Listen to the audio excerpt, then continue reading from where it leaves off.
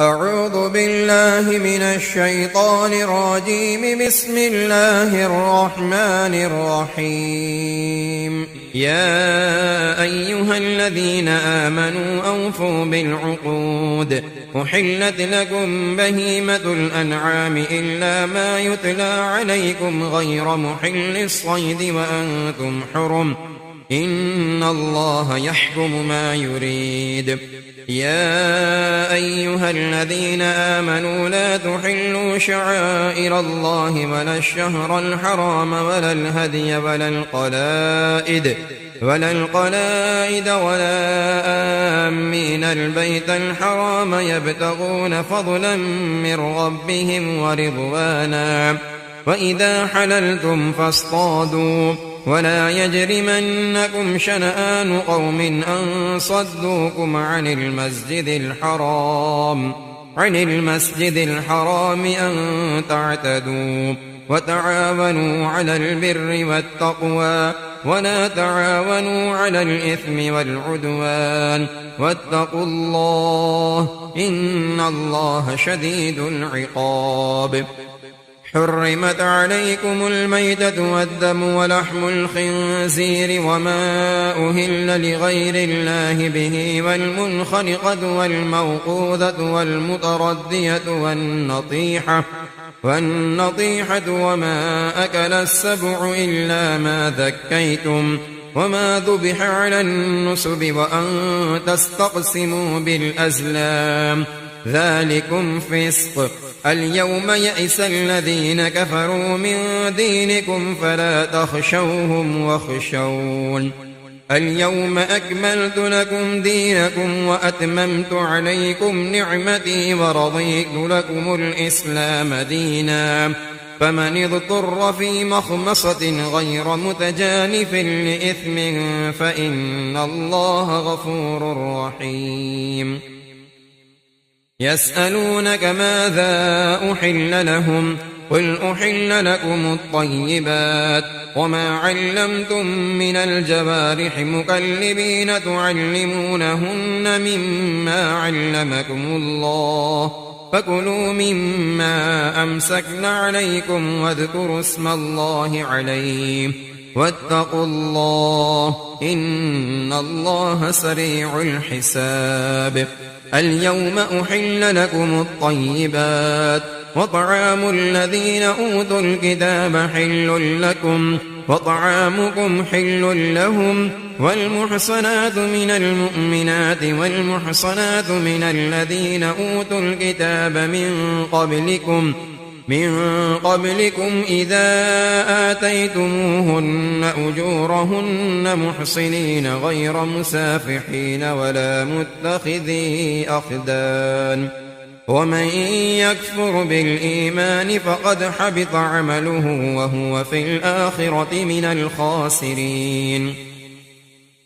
يا أيها الذين آمنوا إذا قمتم إلى الصلاة فاغسلوا وجوهكم وأيديكم إلى المرافق وامسحوا برؤوسكم وأرجلكم إلى الكعبين وإن كنتم جنبا فاطهروا وإن كنتم مرضى أو على سفر أو جاء أحد منكم من الغائط أو لامستم النساء فلم تجدوا ماء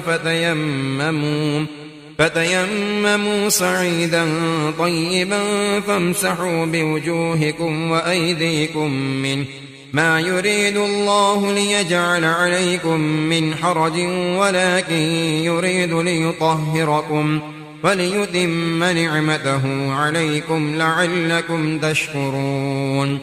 واذكروا نعمة الله عليكم وميثاقه الذي واثقكم به إذ قلتم سمعنا وأطعنا واتقوا الله إن الله عليم بذات الصدور.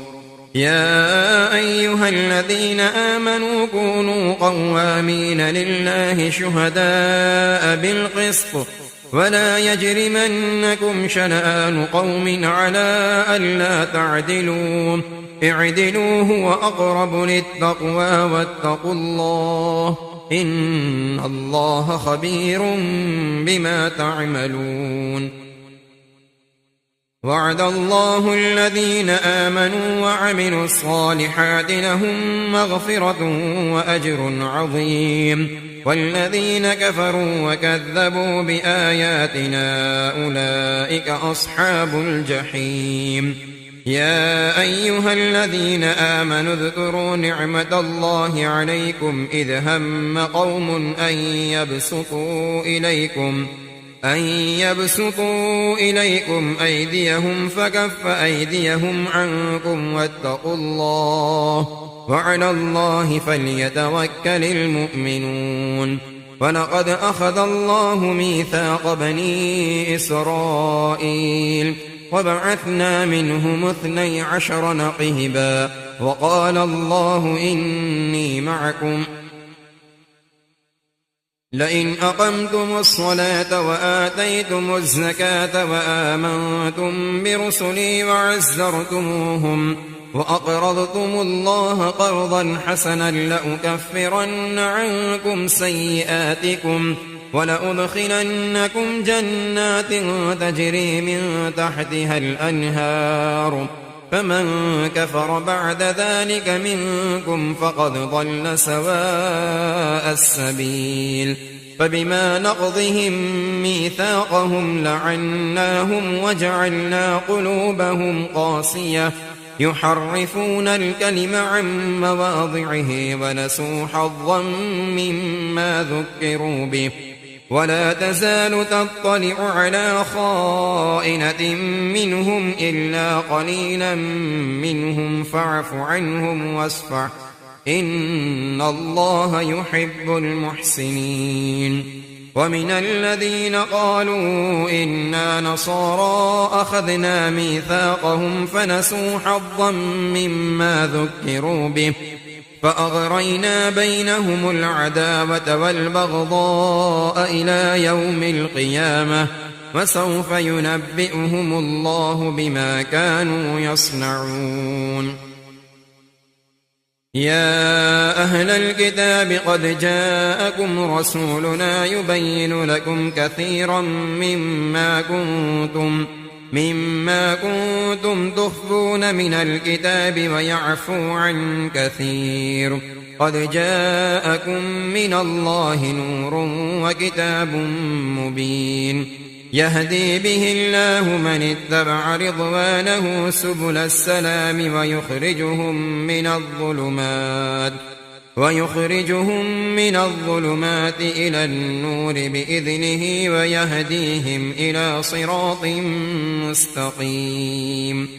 لقد كفر الذين قالوا إن الله هو المسيح ابن مريم قل فمن يملك من الله شيئا إن أراد أن يهلك المسيح ابن مريم وأمه ومن في الأرض جميعا ولله ملك السماوات والأرض وما بينهما يخلق ما يشاء والله على كل شيء قدير. وقالت اليهود والنصارى نحن أبناء الله وأحباؤه قل فلم يعذبكم بذنوبكم بل أنتم بشر ممن خلق يغفر لمن يشاء ويعذب من يشاء ولله ملك السماوات والأرض وما بينهما وإليه المصير. يا أهل الكتاب قد جاءكم رسولنا يبين لكم على فترة من الرسل أن تقولوا ما جاءنا من بشير ولا نذير فقد جاءكم بشير ونذير والله على كل شيء قدير. وإذ قال موسى لقومه يا قوم اذكروا نعمة الله عليكم إذ جعل فيكم أنبياء وجعلكم ملوكا وآتاكم ما لم يؤت أحدا من العالمين يا قوم ادخلوا الأرض المقدسة التي كتب الله لكم ولا ترتدوا على أدباركم فتنقلبوا خاسرين قالوا يا موسى إن فيها قوما جبارين وإنا لن ندخلها حتى يخرجوا منها فإن يخرجوا منها فإنا داخلون قال رجلان من الذين يخافون أنعم الله عليهم ادخلوا عليهم الباب فإذا دخلتموه فإنكم غالبون وعلى الله فتوكلوا إن كنتم مؤمنين قالوا يا موسى إنا لن ندخلها أبدا ما داموا فيها فاذهب أنت وربك فقاتلا إنا هاهنا قاعدون قال رب إني لا أملك إلا نفسي وأخي فافرق بيننا وبين القوم الفاسقين قال فإنها محرمة عليهم 40 سنة يتيهون في الأرض فلا تأس على القوم الفاسقين واتل عليهم نبأ ابني آدم بالحق إذ قربا قربانا فتقبل من أحدهما ولم يتقبل من الآخر قال لأقتلنك قال إنما يتقبل الله من المتقين لئن بسطت إلي يدك لتقتلني ما أنا بباسط يدي إليك لأقتلك إني أخاف الله رب العالمين إني أريد أن تبوء بإثمي وإثمك فتكون من أصحاب النار وذلك جزاء الظالمين فطوعت له نفسه قتل أخيه فقتله فأصبح من الخاسرين فبعث الله غرابا يبحث في الأرض ليريه كيف يواري سوءة أخيه قال يا ويلتى أعجزت أن أكون مثل هذا الغراب فأواري سوءة أخي فأصبح من النادمين من أجل ذلك كتبنا على بني إسرائيل أنه من قتل نفسا بغير نفس أو فساد في الأرض فكأنما قتل الناس جميعا ومن أحياها فكأنما أحيا الناس جميعا ولقد جاءتهم رسلنا بالبينات ثم إن كثيرا منهم بعد ذلك في الأرض لمسرفون إنما جزاء الذين يحاربون الله ورسوله ويسعون في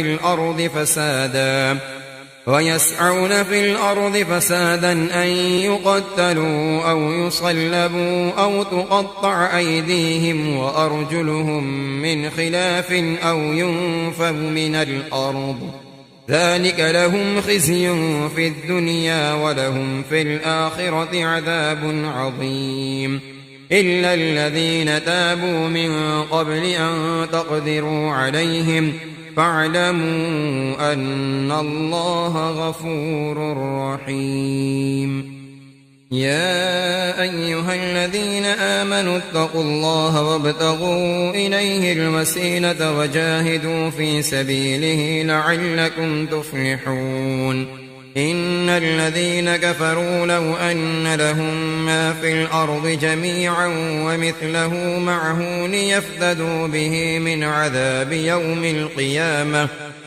عذاب يوم القيامة ما تقبل منهم ولهم عذاب أليم يريدون أن يخرجوا من النار وما هم بخارجين منها ولهم عذاب مقيم والسارق والسارقة فاقطعوا أيديهما جزاء بما كسبا نكالا من الله والله عزيز حكيم فمن تاب من بعد ظلمه وأصلح فإن الله يتوب عليه إن الله غفور رحيم ألم تعلم أن الله له ملك السماوات والأرض يعذب من يشاء ويغفر لمن يشاء والله على كل شيء قدير يا أيها الرسول لا يحزنك الذين يسارعون في الكفر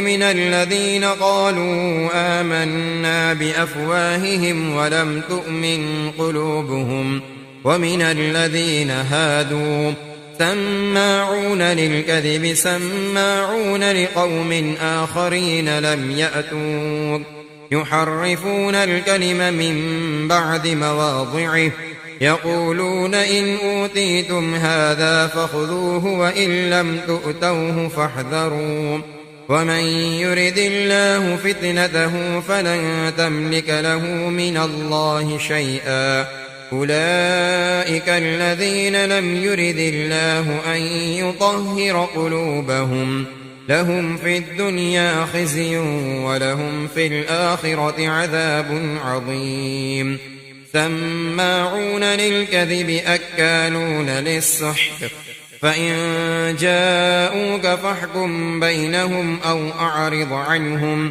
وإن تعرض عنهم فلن يضروك شيئا وإن حكمت فاحكم بينهم بالقسط إن الله يحب المقسطين وكيف يحكمونك وعندهم التوراة فيها حكم الله ثم يتولون من بعد ذلك وما أولئك بالمؤمنين إنا أنزلنا التوراة فيها هدى ونور يحكم بها النبيون الذين أسلموا للذين هادوا والربانيون والأحبار بما استحفظوا من كتاب الله وكانوا عليه شهداء فلا تخشوا الناس واخشوني ولا تشتروا بآياتي ثمنا قليلا ومن لم يحكم بما أنزل الله فأولئك هم الكافرون وكتبنا عليهم فيها أن النفس بالنفس والعين بالعين والأنف بالأنف والأذن بالأذن والسن بالسن والجروح قصاص فمن تصدق به فهو كفارة له ومن لم يحكم بما أنزل الله فأولئك هم الظالمون وقفينا على آثارهم بعيسى ابن مريم مصدقا لما بين يديه من التوراة وآتيناه الإنجيل فيه هدى ونور ومصدقا لما بين يديه من التوراة وهدى وموعظة للمتقين وليحكم أهل الإنجيل بما أنزل الله فيه ومن لم يحكم بما أنزل الله فأولئك هم الفاسقون وأنزلنا إليك الكتاب بالحق مصدقا لما بين يديه من الكتاب ومهيمنا عليه فاحكم بينهم بما أنزل الله ولا تتبع أهواءهم عما جاءك من الحق لكل جعلنا منكم شرعة ومنهاجا ولو شاء الله لجعلكم أمة واحدة ولكن فيما آتاكم فاستبقوا الخيرات إلى الله مرجعكم جميعا فينبئكم بما كنتم فيه تختلفون وأن احكم بينهم بما أنزل الله ولا تتبع أهواءهم واحذرهم أن يفتنوك عن بعض ما أنزل الله إليك فإن تولوا فاعلم أنما يريد الله أن يصيبهم ببعض ذنوبهم وإن كثيرا من الناس لفاسقون أفحكم الجاهلية يبغون ومن أحسن من الله حكما لقوم يوقنون يا أيها الذين آمنوا لا تتخذوا اليهود والنصارى أولياء بعضهم أولياء بعض ومن يتولهم منكم فإنه منهم إن الله لا يهدي القوم الظالمين فترى الذين في قلوبهم مرض يسارعون فيهم يقولون نخشى أن تصيبنا دائرة فعسى الله أن يأتي بالفتح أو أمر من عنده فيصبحوا على ما أسروا في أنفسهم نادمين ويقول الذين آمنوا أهؤلاء الذين أقسموا بالله جهد أيمانهم إنهم لمعكم حبطت أعمالهم فأصبحوا خاسرين يا أيها الذين آمنوا من يرتد منكم عن دينه فسوف يأتي الله بقوم يحبهم ويحبونه أذلة على المؤمنين أعزة على الكافرين يجاهدون في سبيل الله ولا يخافون لومة لائم ذلك فضل الله يؤتيه من يشاء والله واسع عليم إنما وليكم الله ورسوله والذين آمنوا الذين يقيمون الصلاة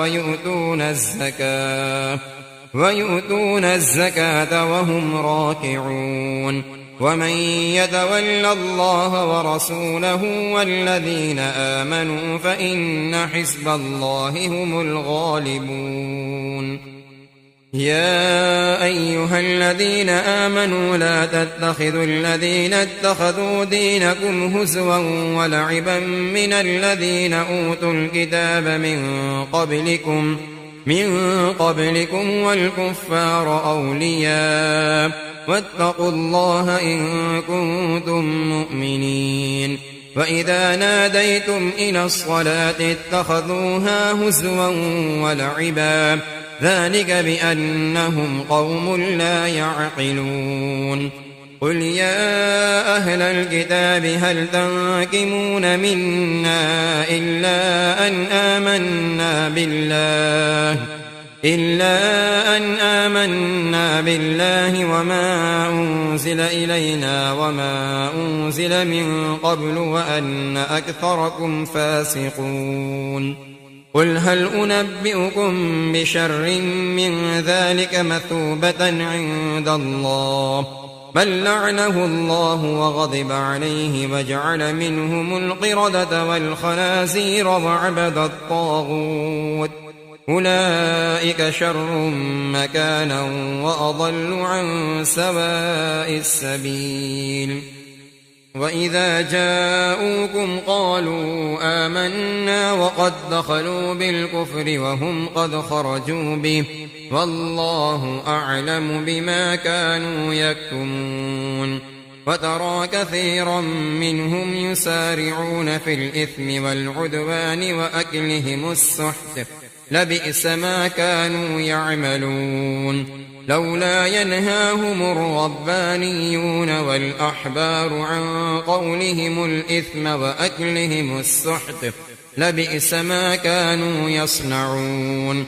وقالت اليهود يد الله مغلولة غلت أيديهم ولعنوا بما قالوا بل يداه مبسوطتان ينفق كيف يشاء وليزيدن كثيرا منهم ما أنزل إليك من ربك طغيانا وكفرا وألقينا بينهم العداوة والبغضاء إلى يوم القيامة كلما أوقدوا نارا للحرب أطفأها الله ويسعون في الأرض فسادا والله لا يحب المفسدين. ولو أن أهل الكتاب آمنوا واتقوا لكفرنا عنهم سيئاتهم ولأدخلناهم جنات النعيم. ولو أنهم أقاموا التوراة والإنجيل وما أنزل إليهم من ربهم لأكلوا من فوقهم ومن تحت أرجلهم منهم أمة مقتصدة وكثير منهم ساء ما يعملون. يا أيها الرسول بلغ ما أنزل إليك من ربك وإن لم تفعل فما بلغت رسالته والله يعصمك من الناس إن الله لا يهدي القوم الكافرين. قل يا أهل الكتاب لستم على شيء حتى تقيموا التوراة والإنجيل وما أنزل إليكم من ربكم وليزيدن كثيرا منهم ما أنزل إليك من ربك طغيانا وكفرا فلا تأس على القوم الكافرين. إن الذين آمنوا والذين هادوا والصابئون والنصارى من آمن بالله واليوم الآخر وعمل صالحا فلا خوف عليهم ولا هم يحزنون.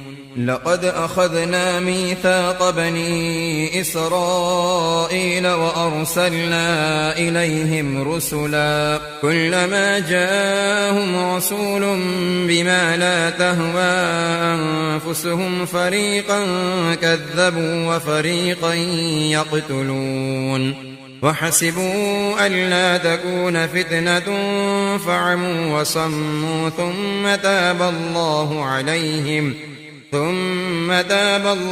عليهم ثم عموا وصموا كثير منهم والله بصير بما يعملون. لقد كفر الذين قالوا إن الله هو المسيح ابن مريم وقال المسيح يا بني إسرائيل اعبدوا الله ربي وربكم إنه من يشرك بالله فقد حرم الله عليه الجنة ومأواه النار وما للظالمين من أنصار. لقد كفر الذين قالوا إن الله ثالث ثلاثة وما من إله إلا إله واحد وإن لم ينتهوا عما يقولون ليمسن الذين كفروا منهم عذاب أليم. أفلا يتوبون إلى الله ويستغفرونه والله غفور رحيم. ما المسيح ابن مريم إلا رسول قد خلت من قبله الرسل وأمه صديقة كانا يأكلان الطعام انظر كيف نبين لهم الآيات ثم انظر أنا يؤفكون. قل أتعبدون من دون الله ما لا يملك لكم ضرا ولا نفعا والله هو السميع العليم. قل يا أهل الكتاب لا تغلوا في دينكم غير الحق ولا تتبعوا أهواء قوم قد ضلوا من قبل وأضلوا كثيرا وضلوا عن سواء السبيل. لعن الذين كفروا من بني إسرائيل على لسان داود وعيسى بن مريم ذلك بما عصوا وكانوا يعتدون. كانوا لا يتناهون عن منكر فعلوه لبئس ما كانوا يفعلون. ترى كثيرا منهم يتولون الذين كفروا لبئس ما قدمت لهم أنفسهم أن سخط الله عليهم وفي العذاب هم خالدون. ولو كانوا يؤمنون بالله والنبي وما أنزل إليه ما اتخذوهم أولياء ولكن كثيرا منهم فاسقون. لتجدن أشد الناس عذابة للذين آمنوا اليهود والذين أشركوا ولتجدن أقربهم مودة للذين آمنوا الذين قالوا إنا نصارى ذلك بأن منهم قسيسين ورهبانا وأنهم لا يستكبرون. وإذا سمعوا ما أنزل إلى الرسول ترى أعينهم تفيض من الدمع مما عرفوا من الحق يقولون ربنا آمنا فاكتبنا مع الشاهدين. وما لنا لا نؤمن بالله وما جاءنا من الحق ونطمع أن يدخلنا ربنا مع القوم الصالحين. فأثابهم الله بما قالوا جنات تجري من تحتها الأنهار خالدين فيها وذلك جزاء المحسنين. والذين كفروا وكذبوا بآياتنا أولئك أصحاب الجحيم.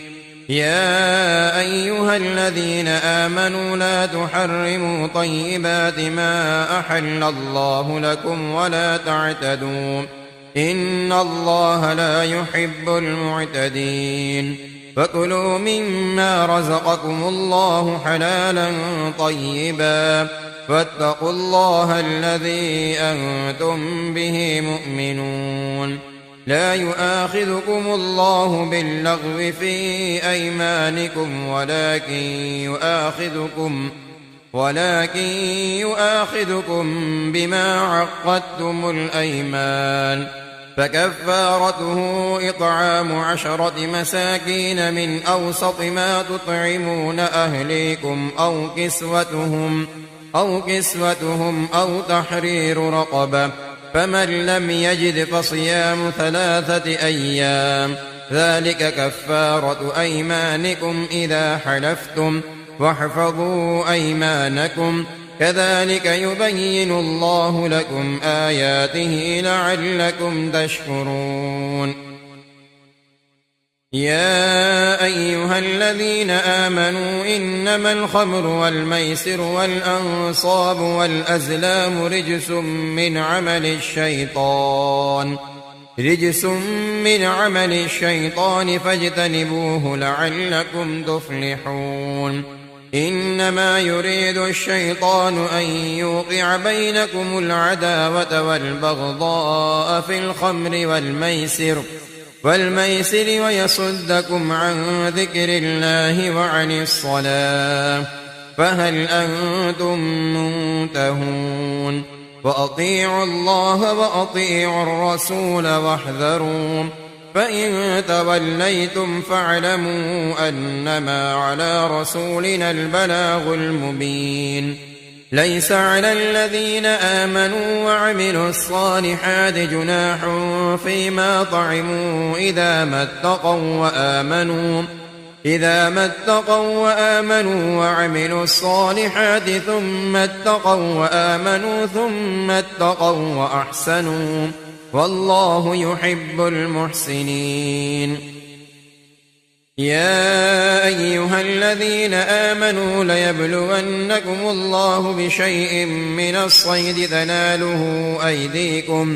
تناله أيديكم ورماحكم ليعلم الله من يخافه بالغيب فمن اعتدى بعد ذلك فله عذاب أليم. يا أيها الذين آمنوا لا تقتلوا الصيد وأنتم حرم ومن قتله منكم متعمدا فجزاء مثل ما قتل من النعم يحكم به ذوى عدل منكم هديا بالغ الكعبة أو كفارة طعام مساكين أو عدل ذلك صياما ليذوق وبال أمره عفى الله عما سلف ومن عاد فينتقم الله منه والله عزيز ذو انتقام. أحل لكم صيد البحر وطعامه متاعا لكم وللسيارة وحرم عليكم صيد البر ما دمتم حرما واتقوا الله الذي إليه تحشرون. جعل الله الكعبة البيت الحرام قياما للناس والشهر الحرام والهدي والقلائد ذلك لتعلموا أن الله يعلم ما في السماوات وما في الأرض وأن الله بكل شيء عليم.